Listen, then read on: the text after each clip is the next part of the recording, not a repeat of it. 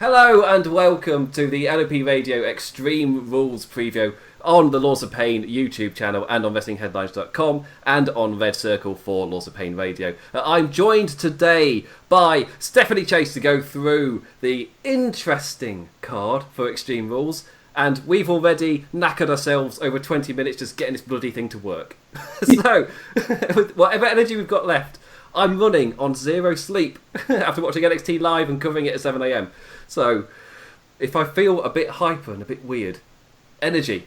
I'm trying to keep awake. So, first of all, let's just say hello to Stephanie Chase. How are you doing? I'm good, thank you. I'm ready to get extreme. Going with the tagline. Fantastic. Yeah. Right, we're going to start with, we've had a bit of a discussion. What match do you start with on a card like this? With all that's going on, all the randomness, all the craziness, and we've decided to go with Rey Mysterio versus Seth Rollins in an eye for an eye match in one of the most unique builds. I liked it on Raw this week when Seth Rollins was like, I thought you were just using a metaphor. But no, you're being serious. Like, you genuinely want to tear my eye out. What is wrong with you, Ray? It's a metaphor, Ray. What is wrong with you? And well, first of all, Stephanie, what are your thoughts on the fact that the rules are what they are? Well, you got to gouge somebody's eye out. Like, what are your thoughts on that? Yeah, I think it could possibly be the worst stipulation they've ever done in the history of like kennels from hell, infernal matches, everything. This is the most bizarre stipulation, the hardest to think how they'll pull it off, and the one where I just feel like, where do we go from here after it happens? I've not even thought about that. Oh. Well, that's my wonder though. Like, where do we go afterwards? You know, someone has no eye for the rest of the. One situation I've heard proposed is Rey Mysterio is going to bog off after this. He's going to go and he takes his eye with him and off he pops, or one of them becomes a pirate, or Rey Mysterio just gets like a shader on his lens, on his eye, which is really boring and really crap, but that's the easiest one to do. Personally, I'd love Pirate Rollins. Pirate Seth. That's my pick. I mean, if Ray goes, do you mean retire from wrestling forever? Because I wouldn't want to see him wrestle with two eyes again if I have to see him losing one. So, I mean, and with the pirate thing, I don't know, they don't have a great track records with pirates. But, and anyway, my whole idea is they saw how good the Moxley wearing a patch thing was, and just decided to go to an even more extreme, shall we say, with that. How more ridiculous can we make this story? The thing that's got me is the rumours going round, I can't remember if it was official or not, I'm certain it's a rumour, of the match having special effects. The match, CGI, pardon the pun. I'm so disappointed no one made that, so few people made that pun. It's right in front of you. I just feel like we're getting to the point where we're using CGI on a match in that way. I mean, what's left? Why don't we actually just do actual cartoons or something and get rid of physical presence of wrestlers? I feel like if CGI works for them once, they will be okay, next match someone's gonna Ronda comes back and she pulls someone's arm out of their socket and we'll CGI it and we'll have just I didn't think about that. Just all the post-match, the cinematic matches with CGI nonsense. Yeah. On Tuesday, I suddenly remembered, oh crap, they've got augmented reality. Surely not. Surely not. But I won't rule it past them to try something with that that technology, just an eyeball flying past or something. Because that's how they work. You pull them up, they just fly. There's nothing there. It's gonna be pretty gross however they do it. How do they? It's WWE. They're PG. How on earth do you rip an eye out in a PG world? Do they do just blood on a hand? Then where do the special effects and CGI come in if it's blood on a hand? So much clean blood and guts, though. You know. So much for like, we're not into blood and guts. We just rip eyes out of sockets. That's totally... Yeah, totally different things. Totally different things. The suggestion I came up with, not suggestion, the lowest bar that I've got is the reference to the Evil Dead movie from the 70s, where I think a zombie's eye flies out, and at the time it's like, oh, shock, horror. But of course, the special effects now, pretty dated, and it's blatantly a ping pong ball eye on a string that just goes... So that is my low bar that I've got for this match. I would love it, not to quote Kevin Keegan, but I'd love it if that was to happen. With it just that flying. Oh, it'd be amazing. Just doing that. They won't. I think maybe they could do a swerve where it turns out like Ray had a glass eye this whole time anyway. Oh, that's amazing. It's just like that's it. Like he's had a glass eye this whole time and he was just waiting. Genius idea. Yes. And it just shoots out. If you've noticed, we've not talked about the grudge or how the flow of the match actually going to go. It's like, how are they going to rip an eye out? It's just pure nonsense. But that's with this match, like you can't like do anything in this match, even if you were to put on an amazing classic. Like no one cares because we're all just waiting for an eye to be ripped out. Oh, it's I swear there's like movies like that where you're just waiting for the thing like, go on, do it, rip his eye out. Rip his eye out, that's all I'm here for, that's all I care about, just rip it out. I don't care about the build, the emotion. Seth's gonna do that, he's gonna shout at Rey Mysterio that this is your fault, Rey. This is all about you, you did this, as he uses a utensil or something. There'll be utensils, they're not gonna use their hand. That's another thing as well. Think about that, he's got to scoop it out with a spoon or something like that. Oh, that's not very piratey. To just do it with a spoon. Just... to quote Alan Rickman in Robin Hood, why a spoon? Because it will hurt. Oh, going out there with the references today, by the way. It's just, I guess it's a preview. There's predictions involved in the preview. If we have to pick one of those scenarios, those wild scenarios that we've come up with, I guess at a minimum, whose eye's coming out? Personally, Seth Rollins, because he can sell it, he can do the pirate stuff. He'll look cool. He's got his Cold War jacket and his long hair and his beard. He'll be fine with the eye patch. Rey Mysterio can toddle off for a little bit. Dominic can be like, you, devil, you, to Seth Rollins, or, equivalent scripting. I guess that's what I'm expecting. In terms of the actual eye being ripped out, I have got absolutely no idea. I realised on Tuesday, it's just like, the fact that you're having to do these segments and these sentences is like, you didn't have to write yourself into this corner. Like, you've done this. That's the whole CGI thing. It's like, yeah, just treat it as a metaphor. Don't take it seriously. It's fine. Or don't even have him say it. It's fine. You don't have to do all of this. But the fact they have is just my favourite thing. Because you have no idea where they're going with it. So, Stephanie, what do you, if you have to put a stamp on it, what do you expect to happen? I expect Seth to win and Ray to lose his eye. Because one, he wears a mask anyway, which is like a stupid reason to say why you think someone wins, but this is the type of match. I think Seth is too young in his career to lose his eye, because I would expect him to have to wear an eye patch for the rest of his life. I think if Ray loses his eye, then we get Dominic being like, you've really done it now, and coming after Seth. Seth will, I'm sure, do some terrible acting in this match.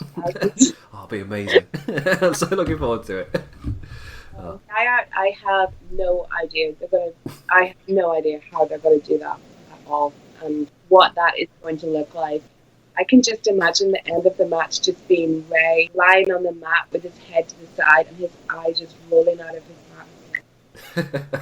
I will say, I've got Ash from the Wrestling Shorts channel where he does those short black and white cartoons. I've got him coming on for SummerSlam to do the preview for that. But we'll just say, the phrase in my head was keep an eye out, but keep an eye out for his the video. I'm assuming he's doing a video. I should have bloody asked him before going live here. Yeah, keep a lookout for that one. It's just give him a bit of a shout out there and a bit of a plug for SummerSlam. If you ever watch any of our shows, they're interesting. Anyway, wait for the show.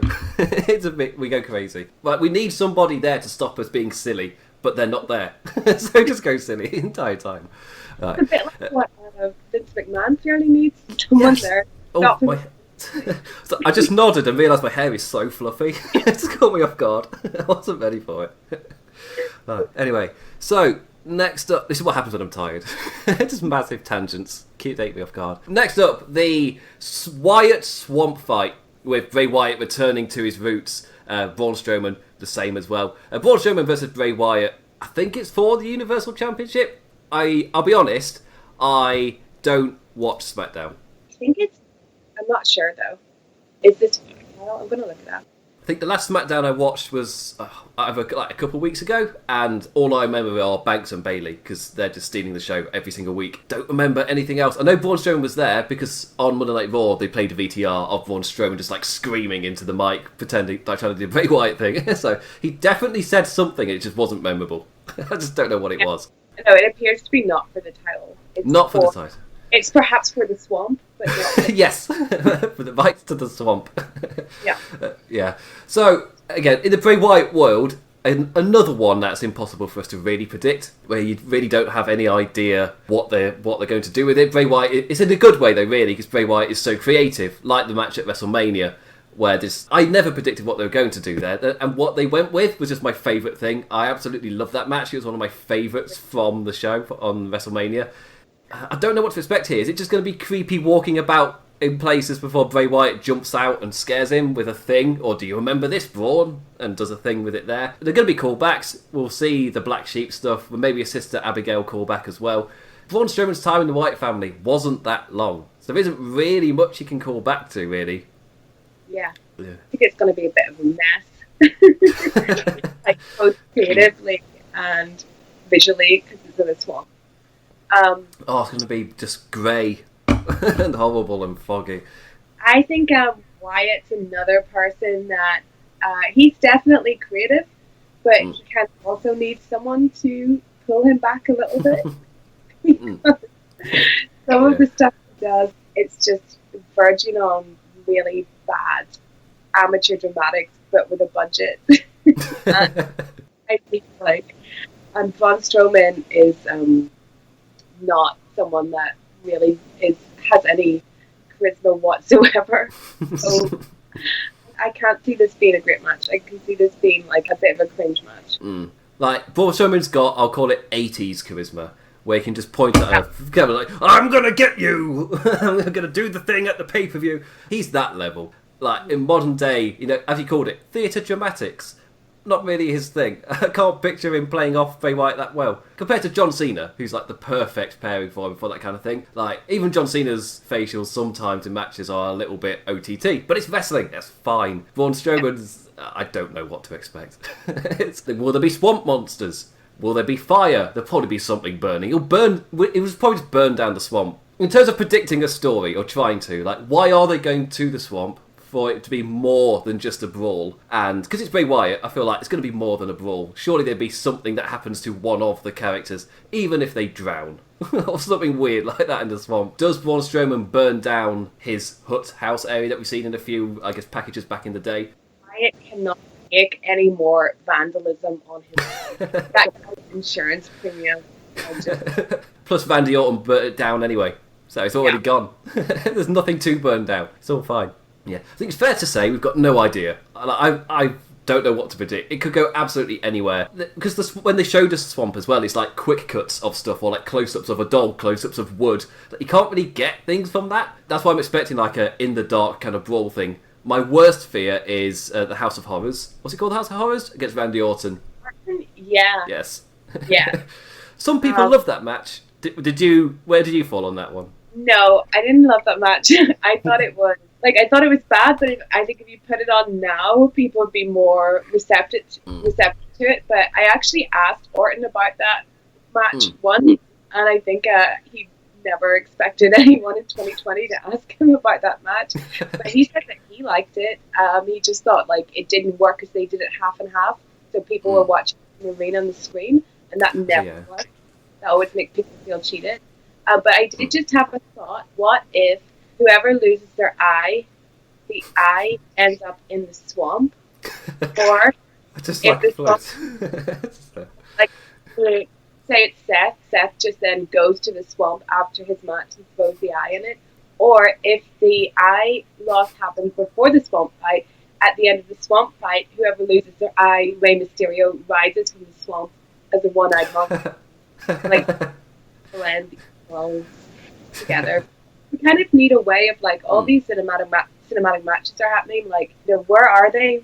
Where's the connection to this world? So kind of like, leave the performance center. They're in Florida. You just walk 5 minutes and you're at the swamp.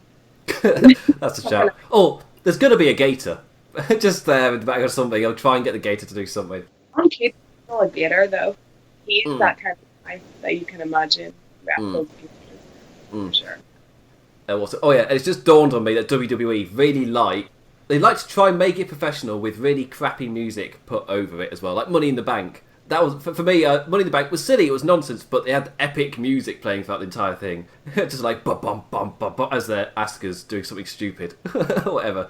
I feel like this will be the same. The other cinematic match that nobody calls back to in the New Day versus Wyatt family, where it's like their first attempt at it, and it was just like a big brawl on a dark field, and it's like, what are you doing? It's so weird. That's the other fear. Will it just be darkness and brawl? Will they bring stuff into it? They will bring stuff into it because of the Fiend character. That's what he is, and there'll be callbacks galore. There'll be random stuff. I'd love it for stuff to tie in. Just randomly, be it Demon Mysterio, or no, Swamp Mysterio, Swamp Thing Mysterio. Be it... There's got to be a pun there. I just can't think of it. But then, or whatever they do, that just Braun Strowman go in the swamp and transform. Is it like the water at the Hardy compound? Does it transform you? Into what? I don't know. Braun Strowman into a charismatic wrestler. Oh, the only time he looked super charismatic when he was a rosebud. Have him come out as a rosebud. Yes. It was all downhill. But I think a good template for them to use would be more like the Boneyard Match, because that should be closer to what they're looking to do with this. Yeah, that's a shout. Another setting, but I think I'm very hard to please when it comes to cinematic matches, because I really do like at least realism that I can justify to myself in wrestling. Yes. Yeah. I cannot justify the Firefly Funhouse match at all. But I justify the Boneyard match because I'm like, yes, sometimes guys do fight in graveyards, whatever. Like that can be justified to me. So if you're going to go fight in a swamp, just please make it not too stupid. Yeah, the Boneyard match was two Southerners beating the crap out of each other. Makes sense. That's fine. Yeah, this is going to contain nonsense. Like, it's guaranteed. It's going to be the silly stuff will happen. It'll be weird. It'll be strange. It's another one we can't predict. Weirdly, it might be more grounded than the eye match, but still, it's going to be weird stuff happening. Who's going to win? Bray Wyatt wins these matches, but for some reason they're building up Braun Strowman pretty well. But because it's not for the title, I'll go with Bray Wyatt to win. I don't know how do you win? I don't know. I'm assuming it's just going to end. You'll feel like there's a winner. And then you have to hold them on water. I think Strowman will win, and we'll end up with like a different Wyatt of Bray Wyatt. He'll try something else. Unless it's kind of properly killing off that version of Bray Wyatt, as in leaving it in the past, it's done now. Like, to be fair, that's what him carrying his severed head kind of was about, but if he's like properly about killing off Swamp Bray, then that's the next thing, and they can be Funhouse Bray and Fiend Bray, and he got those two going forward. Unless he wants to Mick Foley it, and he just switch between all of them whenever he wants. I don't know. This is nonsense. Who knows what's going to happen? Off the character, and then he does the Mick Foley, so he's back to Husky Harris Bray. And I forgot about that. Oh, he has to build his way back up again. Right, yeah. We've got no idea for that one. Things will happen. Will anything we've predicted happen? Possibly. It's that mental. It really shouldn't, but there's a chance it will. So next up, a possibly normal match. Drew McIntyre versus Dolph Ziggler for the WWE Championship. The stipulation has not been announced, so we have got no idea what's going to happen because we have no idea what the match is going to be. Personally, I like this because it's a twist on the normal formula where the heel wins and then he chooses his match, or the face wins and he chooses his specialty match like Jeff Hardy and ladders. But here we've got no idea, and we're going in not knowing at all. I saw Guy Cassidy tweeting a rumoury thing, but that was like a week ago, and I've got no idea what he followed that up with. Because I know he did. That's pretty annoying. Can't remember what he clarified it as. Well, there's a reason he's the reporter. No, I'm not. What he reported, what he put out of there of, do you want to look at this, was a tables, ladders and chairs match.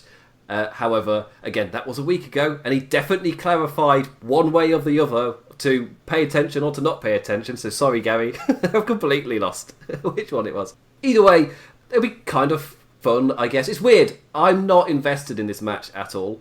On Monday Night Raw, it felt like a mid-card match. Like Sasha Banks versus Asuka's felt like main event, and every week they've been main eventing, it's felt deserved. Compared to Drew versus Dolph, where I'm just like, it's Dolph.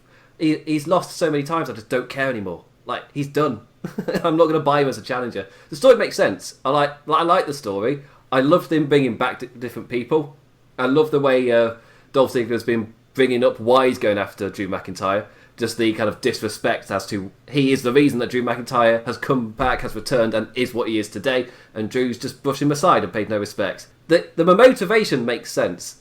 I just don't buy he's ever going to win. So I don't really care for the match. So, am I being a bit harsh? No, but I think that's why they have to do something with the stipulation, because if the stipulation's tables, ladders, and chairs, that's basic though. We've seen that so much. That's just basic. Because I was thinking it would be something kind of dumb, but that would make sense, like her versus her or something. You can imagine getting his hair cut off or something, and Drew's got hair on the line. This feud is just really boring. They were doing a pretty good job with Drew, I thought, but I feel like a lot of me thinking that was just the fact that they actually gave him the chance, which is kind of rare for them to actually with this guy. So I thought he'd been doing pretty well, but Ziggler is just a weak challenger. No one. Yeah, the fact they've booked a good guy, not as an idiot. The amount of times that you'll see the babyface guy and Seth Rollins and things, and he'll get tricked, and he's like, "You idiot, Seth!" No, last year where Baron Corbin's getting the better of him week after week.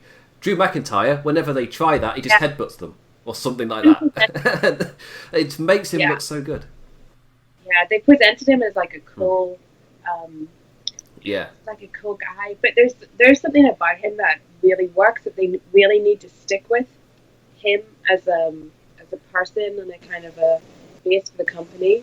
They really. Oh yeah. I kind of feel like maybe something's going to happen where Orton gets involved in this match in some way. That's a shout. Yeah, SummerSlam's around the corner, and he's the only heel top enough really to go after him. So it kind of makes sense, I guess. Yeah, I've seen the rumours. Yeah. But I can't think of anyone else. Yeah.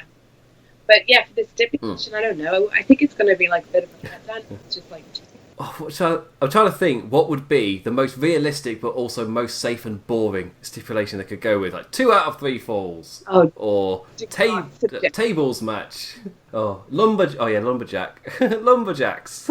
Or just something really boring. I'm trying to think what would befit those two as well, which would again be relatively boring. I need a reason for why you picked that. Especially compared to the rest of the show, where the rest of the card is mental, and then there's this, where they can go with anything, but whatever they go with won't be as mental as the other things on this show. So it'll feel, when I say it feels a bit like a letdown, it's one of those where, because I'm not excited for it anyway, my bar's pretty low to begin with. Yeah. So, when I say letdown, I think my action is more going to be, that's fine. And then the match will be good, because they're really good. They are good in the ring. They are entertaining. They are both fantastic. It's just that, I don't buy one of them as a challenger, so it's Challenger of the Month. Let's just get on to SummerSlam, please. And thank you. Be polite Britishness. Let's not be too big of a dick. Do it. I think that stipulation either of us can hope for is just that the stipulation is that they just have a really good match without any tricks or pre-recording or anything. Just have a good wrestling match, guys. Just leave. That sounded like a plea. Just please. Please give me this, WWE. Right, next up we'll move on to a match we generally do care about. Asuka versus Sasha Banks for the Raw Women's Championship. Both women have been on an absolute tear from the build to this pay-per-view. Absolutely killing it. Both of them have delivered in spades. Sasha Banks on every single show. Banks and Bayley, they've been on every single show with the Charlotte Flair booking of they're on every show. They're having matches all the time, but I don't care. Yes, they're on every single show, but I'm never getting tired of them. They're so entertaining. And they kind of mix it up, of course, with the who wrestles on which show, and then you mix it up again with the tag team matches like we saw this week. They're so damn entertaining. And Sasha Banks as well, like going to NXT and having an absolute banger against Io Shirai, that doesn't hurt either. And then going into this match with Asuka, the tag team match was a fantastic teaser because we saw the odd little moment of Sasha Banks and Asuka wrestling together. To be fair, Sasha was just as smooth with Kairi Sane. I think there was at one point there was like a running elbow she just rolled through to the Banks statement. And I was just like, oh, that was amazing. That was so smooth. And just what Stephanie was saying for the last match. Please just give us good wrestling. This feels like that match. Like, when I've done previews before, sometimes I look at a card and I'm like, it is impossible for WWE here. It's impossible for you to muck this up. So in terms of predictions, it's impossible for you to muck this up. This will be good. I don't care who wins because this will just be a fantastic match. Either way, both women are fantastic. The build has been great. I am so invested in this one as well. Like, give it enough time as well just to flesh it out. Whatever they kind of do with that time, it will be good. By far, the match I'm most looking forward to on this show. And yes, that's on top of the nonsense. I'm looking forward to the nonsense a different way. With this one, it's just pure, like, oh, this is the wrestling match of the night. It's the one where I just get to sit down and enjoy what I love watching.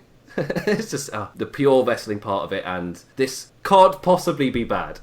They won't overbook this. Surely not. Yeah, I agree. This is the match I'm looking forward to the most as well. I think the whole Performance Center setting, Asuka, Bayley, and Sasha have been the people that have shone like right out of it. You have to wonder if there's something in that it's taken this setting for the women to really develop so much better and come out of themselves with so much more. Maybe they're just being given like more of a chance right now, but the three of them in particular have done such an incredible job. But I think this is going to be like hopefully the match of the night. I hope that this turns out to be the match that people talk about rather than other matches.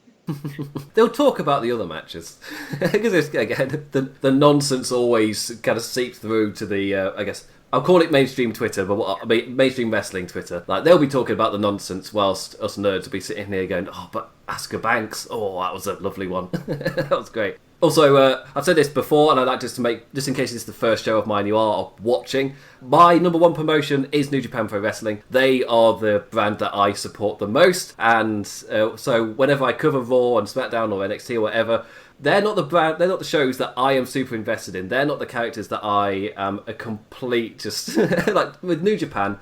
I buy everything. Like, I'm in there. I love it. Like Evil, I'm in there. I see so many people complaining about Evil, and I'm failing at stopping tangents. But I'm somebody who... Not complaining about Evil. That was what an amazing shocker. And also, I don't think you can ever really be annoyed at a company for just going with someone, like just putting that behind them, like new faction, new look, give them the belt straight away. It's great. And I am so excited for like all of LIJ to be elevated with that, because it's not just Evil we're getting Hiromu in the main event of the next pay-per-view, where surely Sanada, they're saving him for some kind of confrontation. Bushi can be another one like in between shows as well to kind of build up. And again, this has got nothing to do with Extreme Rules. The point I'm making is with New Japan, I'm super invested in all of this stuff. And when it comes to WWE, I kind of feel like when I'm watching it, they're not the promotion that I get super invested in. And that kind of helps me when I'm watching it, because I've got that. Like, if WWE do something where I'm a bit, it's not the end of the world for me. I'm not turning my back on wrestling. Where, like, the past 2 years, I have actively stopped watching. Blame Bobby Lashley's sisters. That broke me. That segment broke me. I literally, when that aired, I turned off Raw and didn't tune in for like 3 months. I was like, I'm going to Japan. It's Dominion in a week. I'll just watch that. I'll be fine. Funhouse nearly broke me, though. Funhouse, I felt for like at least 3 days afterwards when I was reading everyone saying like, best match ever, like, what amazing storytelling, all the stuff. I was just like, suddenly felt like maybe wrestling's not for me anymore. Oh, Like, maybe I should be done. But then I came back to it within like 3 days. But yeah, like, I was one of those people. I loved the Firefly Funhouse.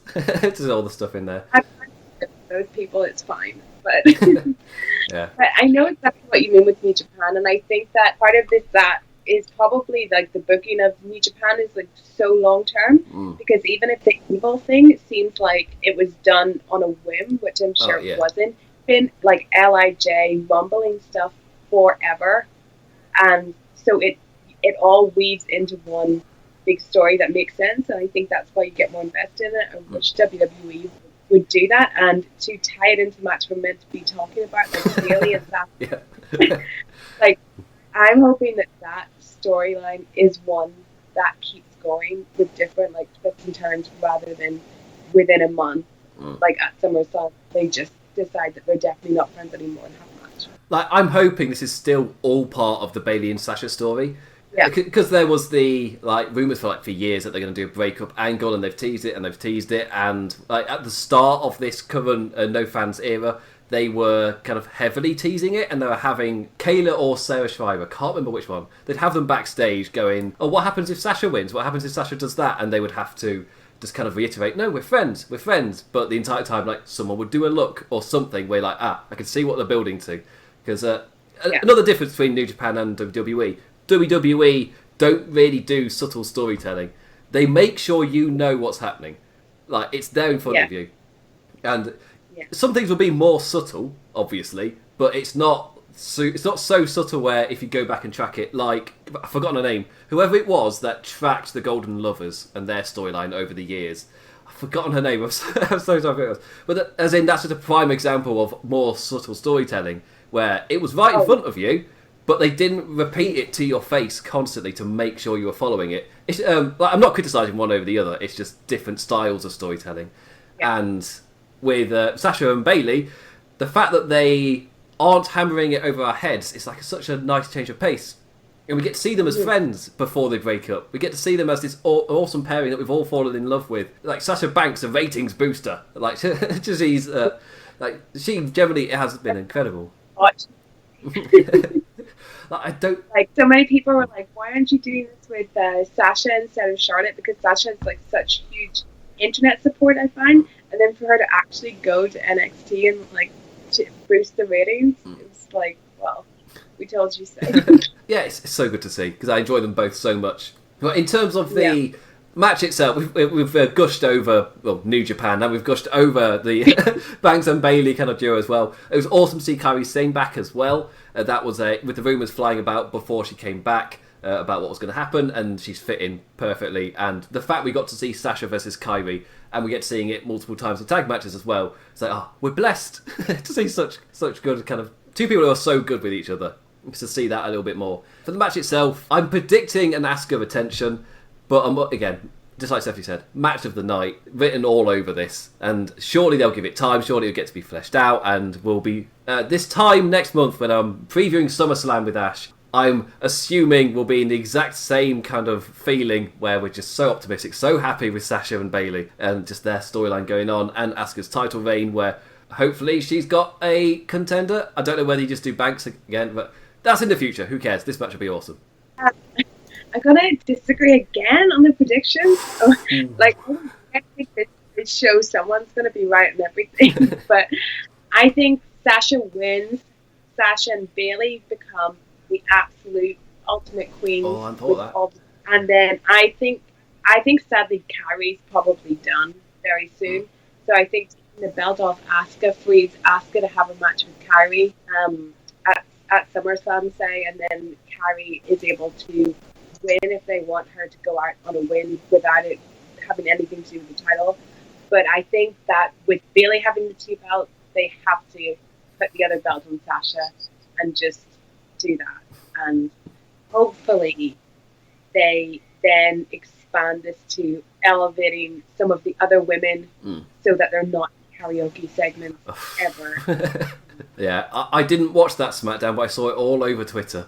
Just like, what is this? What are you doing? It was so bad. And I felt so sorry for Dana Brooke, who puts 100% effort into everything she is given, even when she's to go sing the Honky Tonk Man song badly. Like, she was like, Honky Tonk Man. I didn't know she did that. the whole segment was so bad, but I just felt like her in particular, who I just feel is like someone that's always just in the background being like, please give me a chance. Yeah. Everything they give to her, they're like, do this, Dana, and she's like, 100% effort. And like, it was so bad. So we just not ever need to see that again. Like, you've hired fantastically talented people, just let them do their thing. It was like, it's a mental idea. Just let them do their thing, which they've become like awesome at. Yeah. What a novel concept. It's insane. Also, cheeky plug, Stephanie has done an interview with Asuka. Was that on Sportskeeda? No, it's on Digital Spy. Digital Spy, that's it, yes. If you want to go there and check out Stephanie's interview with it. I should have been cheekily plugging the interviews as we went along. Just a little bit out. Okay. So next up, sticking with the women, Bayley versus Nikki Cross for the SmackDown Women's Championship. This is another one where they've done a really good job with it, and I've been enjoying it. It's not one where I'm like the most invested in it, but like it's one of those matches where you don't need to be super invested in absolutely everything. Again, Bayley knocking it out the park with the character stuff, so I'm invested in that way. Nikki Cross last week on Raw, I thought was really great, where they had her on commentary, just like, I'm going to calm down, trust me, I can do this, and then just launches at them. Just can't do it. It's like, oh, that's like the closest we've seen like to the NXT Nikki Cross, where she's just this crazy person who just charges at you. But given what they've given us so far, I'm expecting Nikki Cross to just charge at Bayley. Oh, also, this is Extreme Rules, but there's no stipulation on this one as far as I know. So, just... Nikki's in there? Oh, yeah. That's a shout. Yeah, so, Nikki will charge at Bayley. We'll get some sort of thing there where she's just like... Yeah, the pace... I'm expecting this one to be quite short. Nikki Cross, like, just going mental at her with a rapid pace. Maybe not as kind of with the match itself, maybe not as focused, and more focused as going after Bayley, and Bayley maybe trying to slow it down as the heel and whatever. Again, I'm not expecting this to be like one of the longer matches, like just kind of mid-card but good, if that makes any sense. Like WWE has kind of these, I guess you call them like 3-star matches in the middle. I'm not a star rated person because I need like a sentence or a paragraph. It's the like writer's curse where you just have to waffle on for what you actually mean. It felt like that kind of mid-card match where they do it perfectly fine. It's not the best thing in the world. It's not the worst thing in the world. It's fine. It does its job. And the character work in it is going to be just top level. And that's kind of the bar I'm expecting with this. And Bayley's retaining because she's been so damn fantastic. She can retain till next year for all I care. I don't care that she goes over a year and a half. She's been so entertaining for me. Just keep her champion just for as long as you can. I agree. Bayley's going to win. I think it's probably be pretty short. I think, Nikki's going to do a lot of craziness. Bayley's kind of just going to dismiss her and catch her out in some way, get the pin, and then go off to support Sasha. Like the good friend she is, because they're best friends. It's going to make the heartbreak even worse when they do have to finally do whatever they want to do and build it up to it. But if they've actually built up to it, I think that's the point I was trying to get to with my massive New Japan tangent, was they spent the time just getting you used to them being as a team and really enjoy seeing them as a team. So that when they do break up, it's a Kevin Owens Jericho thing. Like when they do break up, like why is my name on this? That hurt in the heart, and it's they can do that with Banks and Bayley. I don't know who turns on who. I think Bayley is such a good heel. Oh, I'm so Sasha. Don't turn them. I've changed my mind. They're both such good heels. Just keep them friends. I don't want any of them to become a face again. They're both too good. Anyway, so that's the women out of the way, and we've very quickly come up across our final match on the pay-per-view. It's not that big a card. So fingers crossed it's not that long and us British people get to go to sleep relatively early. It's Apollo Crews versus MVP for the new United States Championship. Assumably with friends at ringside with shenanigans. Assumably like Bobby Lashley, Ricochet, Cedric Alexander. And Cedric Alexander and Ricochet probably be their job to charge up Bobby Lashley and make him seem like an absolute beast like they have been doing on Monday Night Raw. It's they did that like with Keith Lee. Where Keith Lee just against Dominic Dijak on NXT this week, where like Dijak charged at Keith Lee, who just like popped him up, and he just went absolutely flying. Like that's Ricochet's job on Sunday. Just go absolutely flying for Bobby Lashley, And like his sell of it's like a Dominator sideways fall over thing that Bobby Lashley did. Ricochet made that look like $1 million on Raw this week. So like, that again, please. That looked fantastic. Who's going to win? This feels like it's building up Apollo Crews. Even though the pairing of MVP and Bobby Lashley has just been like a genius pairing that's worked so damn well. And MVP talking about he's given Bobby Lashley back. And this line just it made so much sense with this. The match itself is surely going to play off that with all the shenanigans at ringside. The only worry being, when I say it's got a kickoff feel to it, what I mean is I don't really care who wins because it's mid-card fun. If that makes sense. Yeah. I think Apollo has to win. I think this whole storyline is kind of like this storyline of the like forgotten, I don't want to say forgotten sons, but the forgotten guys that all need a lot of help because they've suffered so much from bad booking, like Apollo, who took years to get off the ground, Bobby, Ricochet, Cedric. So yeah, if you get Apollo to win and just keep like pushing with him and try some way to actually let all of these guys properly shine and not just be like cannon fodder. I'm fully expecting at least Cedric and Ricochet to be cannon fodder for the big man maybe for a bit, and they are what turned the tide, maybe.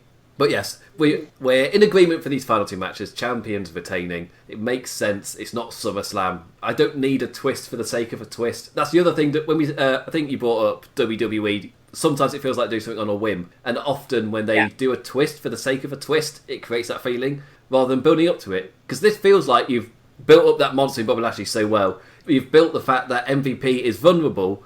It's Bobby Lashley who's the dominating thing. Like in the tag match the other week, whenever MVP tagged in, they just got beaten up. The faces just overcame him. But whenever Bobby Lashley did anything, they were in trouble.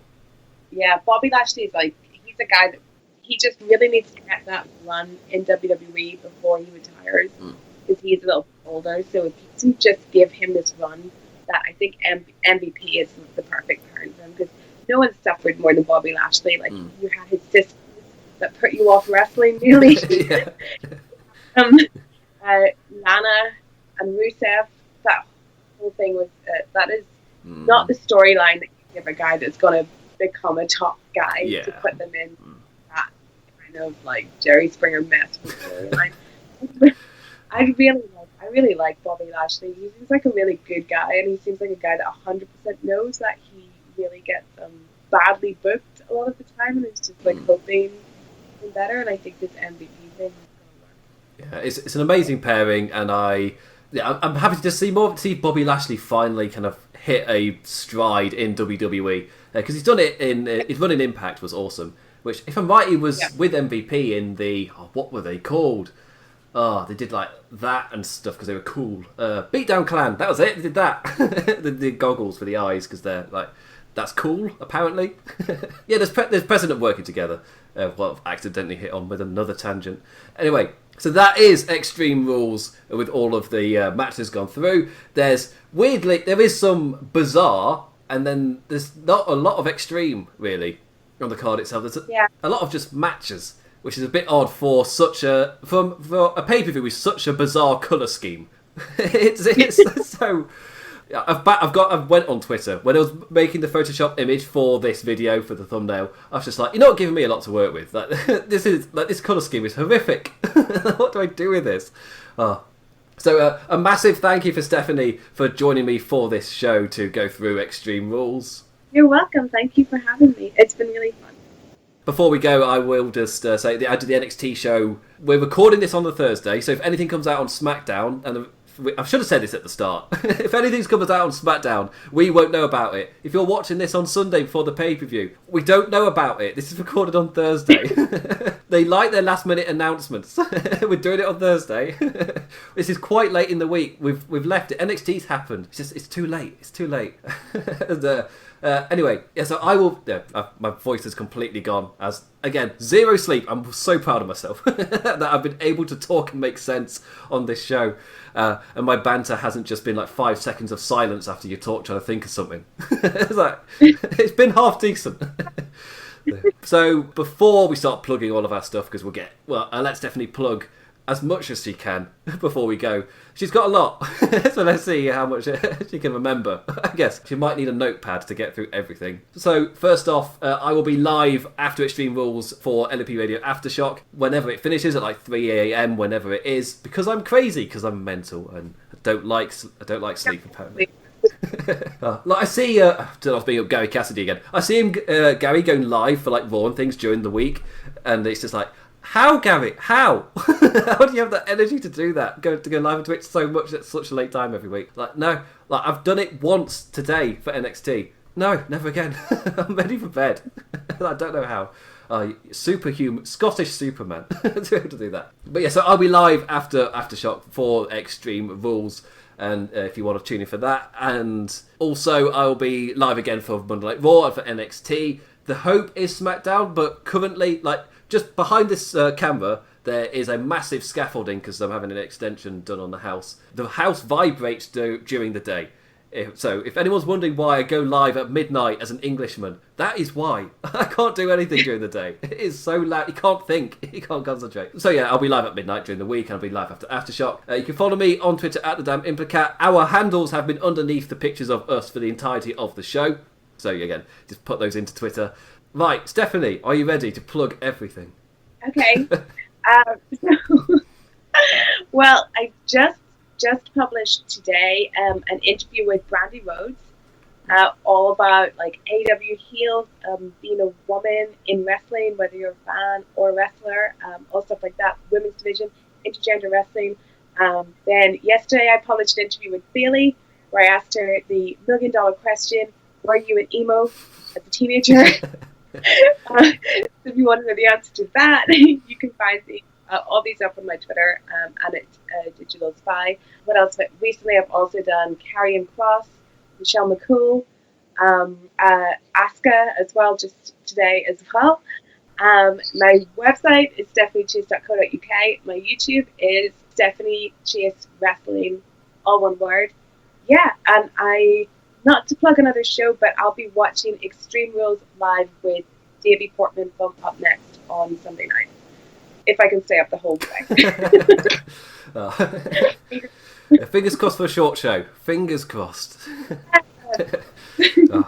Yeah, I couldn't do a watch along because I just sat there silently, just taking it in. It's like in one of my columns, I was talking about, I think I was talking about like reacting to a Tanahashi entrance or something. I was just like, yeah, what my wrestling viewing is, I bop to the music and then just sit in absolute silence, and that's how I watch wrestling. I just sit there. I'm worried about the opposite scale because, like, what I'm worried about being like completely live while watching something because my reaction might not be the kind of thing I want to broadcast, but if I was doing live New Japan, like my neighbors must think I'm insane when New Japan, because I have it like top volume, I'm screaming.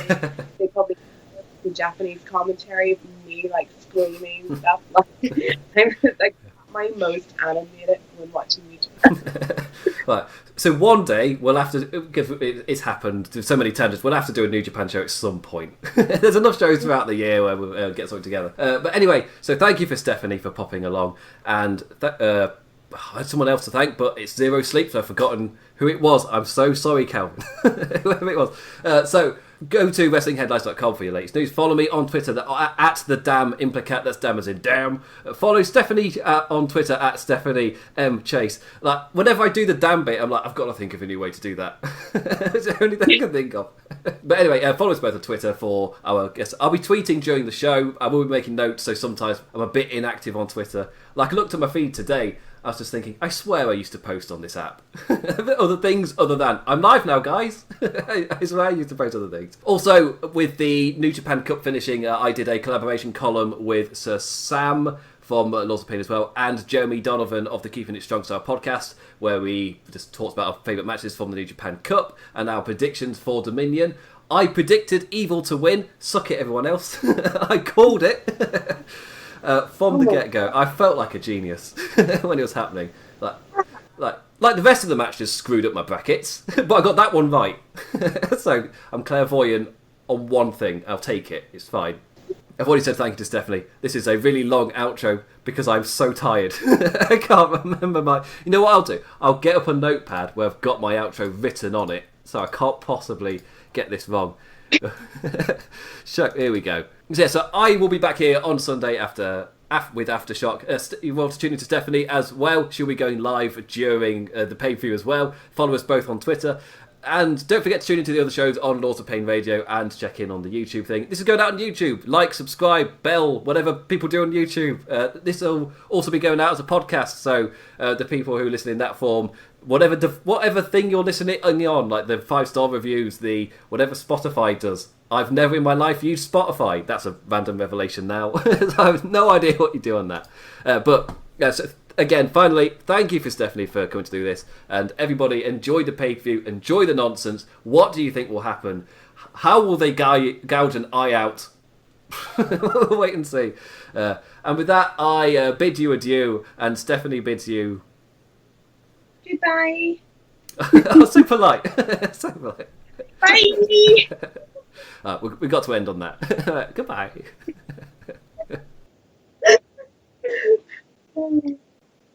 Two children waving at each other in the park.